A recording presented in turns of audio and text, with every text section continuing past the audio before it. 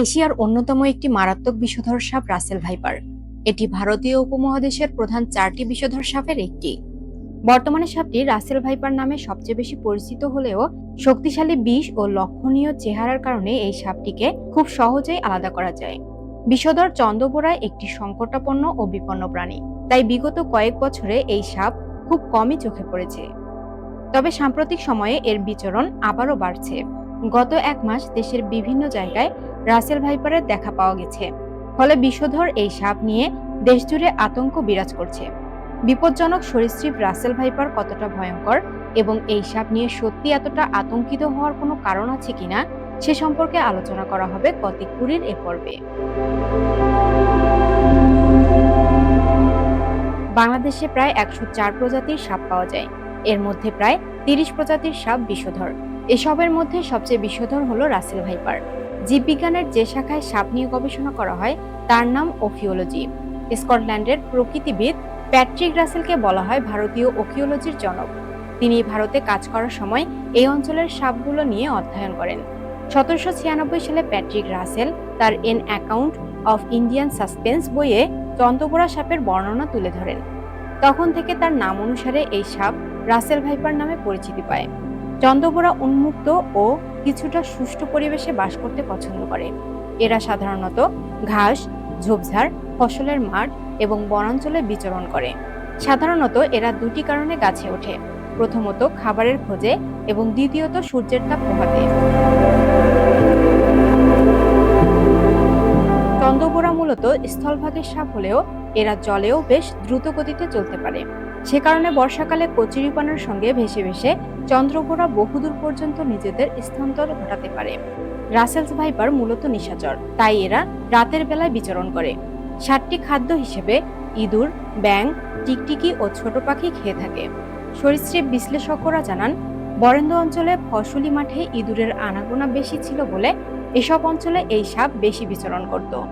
সে কারণে Russell viper Barendra অঞ্চলের সাপ হিসেবেও পরিচিত ছিল। বর্তমানে পদ্মা অববাহিকা ধরে দক্ষিণাঞ্চলের অনেক জেলায় চন্দ্রবোরা বিস্তৃতি হচ্ছে।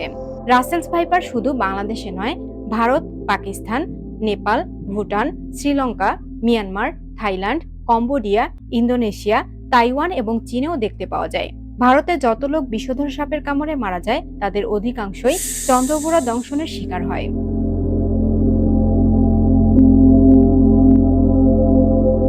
রাসেলস ভাইপারের গায়ে চাঁদের মতো দাগ থাকার কারণে এদের নাম হচ্ছে চন্দ্রবোরা। চন্দ্রবোরার দেহ মোটা সোটা, লেজ ছোট ও সরু। এরা সাধারণত বাদামি, তামাটে, হলদে বা মাটির রঙের হয়ে থাকে। প্রাপ্তবয়স্ক রাসেল ভাইপার সাধারণত 4 ফুট লম্বা হয়, তবে এদের শরীর লেজ সহ সর্বোচ্চ 5 থেকে 6 ফুট পর্যন্ত লম্বা হতে পারে। চন্দ্রবোরার মাথা চ্যাপ্টা ত্রিভুজাকার। এরা এক ধরনের হিস জাতীয় শব্দ তৈরি করে এবং এদের শব্দ অন্য যে কোনো সাপের চেয়ে অনেক বেশি তীব্র। রাসেল ভাইপারের সিরিঞ্জের মতো দুটি দাঁত আছে। সাধারণত এসব দাঁত 6 মিলিমিটার পর্যন্ত লম্বা হয়। সাপের বয়সের সাথে সাথে এর দাঁতের আকার বৃদ্ধি পেতে থাকে। সবচেয়ে মারাত্মক বিষয় হলো রাসেল ভাইপার তার দুটি দাঁত পৃথকভাবে যে কোনো দিকে ঘোরাতে পারে। সেই সাথে এরা এদের মুখ প্রায় 180 ডিগ্রি পর্যন্ত খুলতে পারে, যে কারণে এরা এদের দাঁত দিয়ে যে কোনো দিকে এদের সুবিধা মতো কামড় বসাতে পারে।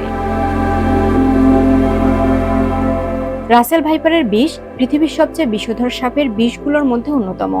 সাপের শরীরের আকারের সাথে বিষের পরিমাণ নির্ভর করে। সাপ যত বড় হয় তার শরীরের বিষও তত বেশি হয়। এই সাপ যখন কাউকে কামড়ায় তখন এর বিষ গ্রন্থি থেকে বিষ নিঃসৃত হয়ে দাঁতের মাধ্যমে শিকারীর শরীরে প্রবেশ করে। সাপের মাথায় চোখের পেছনে এই বিষ গ্রন্থি অবস্থান করে। এরা মাত্র 1 সেকেন্ডের অর্ধেকেরও কম সময়ে শিকারীকে কামড় দিতে পারে। বিষক্রিয়া শুরু হওয়ার পর শরীরের বিভিন্ন জায়গা থেকে রক্তক্ষরণ হতে পারে। কিডনি বিকল, স্নায়ু অবশ হয়ে ফুসফুসের কার্যকারিতা হারিয়ে যেতে পারে। এমনকি হার্ট অ্যাটাকেরও ঝুঁকি থাকে।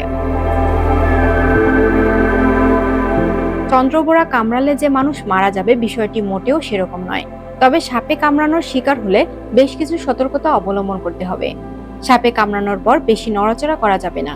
বিশেষ করে শরীরে যে অংশটি সাপ দংশন করেছে খেয়াল রাখতে হবে সেই অংশটি যেন কিছুতেই নড়াচড়া করা না হয়। সেই সাথে হাতে কোনো আংটি, চুড়ি, ব্রেসলেট, ঘড়ি এগুলো পরা থাকলে তা খুলে ফেলতে হবে। সাপে কামড়ানোর পর আতঙ্কিত হওয়া যাবে না।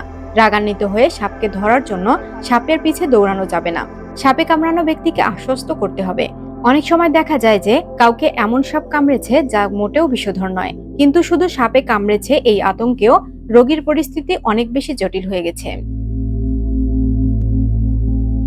রাসেল ভাইপারের কামড়ে মানুষ দ্রুত মারা যায় এই ধারণাটি একটি গুজব। এই সাপ কামড়ানোর ন্যূনতম 3 দিনের মধ্যে কেউ মারা যায় না। এমনকি রাসেল ভাইপারের কামড় খাওয়ার পর 15 দিন পর্যন্ত বেঁচে থাকার নজির আছে। তাই বলে চিকিৎসা নিতে দেরি করার কোনো সুযোগ নেই। সচেতনতার অভাবে হাসপাতালে না গিয়ে ওঝার কাছে যাওয়ার কারণে বেশিরভাগ মানুষের অপমৃত্যু হয়। আক্রান্ত ব্যক্তিকে দ্রুততম সময়ে এমন কোনো হাসপাতালে নিতে হবে যেখানে টিটেনাস টক্সাইড বা অ্যান্টিভেনম জাতীয় উপাদান দিয়ে দ্রুততম সময়ে চিকিৎসা করানো সম্ভব হয়। বিষের বিরুদ্ধে কার্যকর বা বিষ নিষ্ক্রিয় করতে পারে এমন উপাদানকে অ্যান্টিভেনম বলা হয়। দ্রুত অ্যান্টিভেনাম ইনজেকশন দিয়ে অ্যান্টিভেনাম অ্যান্টিবডিগুলো বিষকে নিষ্ক্রিয় করে দেয়। এর ফলে আক্রান্ত ব্যক্তি দ্রুত সুস্থ হয়ে ওঠে। বিশ্লেষকরা বলছেন, সাপের প্রজনন মৌসুমের কারণে বর্তমানে রাসেল ভাইপার বেশি দেখা যাচ্ছে। সেই সাথে এই সাপের অভিযোজন ক্ষমতা আগের চেয়ে অনেক বেড়েছে। তবে একটি বিষয় মনে রাখতে হবে, কোনো একটি জেলায় রাসেলস ভাইপার সাপের উপস্থিতি পাওয়া গেছে মানে ওই জেলার সব জায়গায় এই সাপ বিচরণ করছে এমন ধারণা অমূলক। বরং বাংলাদেশের যত ধরনের সাপ পাওয়া যায় তার অধিকাংশই কোনো বিষ নেই। তার চেয়েও বড় কথা, এই সাপ নিজের থেকে তাড়া করে কাউকে দংশন করে না। মূলত অসাবধানতাবশত কেউ এই সাপের গায়ে পা দিলে তখনই এই সাপ ছোবল দেয়। বর্তমানে যে কোনো সাপ কামড়ানোর যে কোনো সংবাদী মানুষ রাসেল ভাইপারের উপদ্রব বলে মনে করছেন। মনে রাখতে হবে, সারা বাংলাদেশের সকল সাপই রাসেল ভাইপার নয়।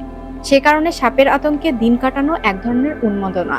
রাসেলস ভাইপার কামড়ালে মানুষ মারা যায় না। সতর্কতা অবলম্বন করে সময় মতো সঠিক চিকিৎসা নিতে পারলে দ্রুত সুস্থ হয়ে ওঠা সম্ভব। এ ধরনের ভিডিও নিয়মিত দেখতে চাইলে কতগুলি সাবস্ক্রাইব করে পাশে থাকা বেল আইকনটিতে ক্লিক করুন। এই ভিডিওটি ভালো লাগলে লাইক করুন এবং বেশি বেশি করে শেয়ার করুন। ধন্যবাদ।